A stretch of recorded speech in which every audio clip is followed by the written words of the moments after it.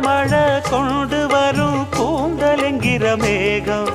ஜாடையில ஏத்திவிடும் தாகம் என்கிற மோகம் கோடியில ஒருத்தியம்மா கோலமயில் ராணி ஆடி வரும் பூங்கலசம் அழகிருக்கும் மேனி தேர் நடந்து தெருவில் வரும் ஊர்வலமா ஊருலகில் அவளை போல பேர் வருமா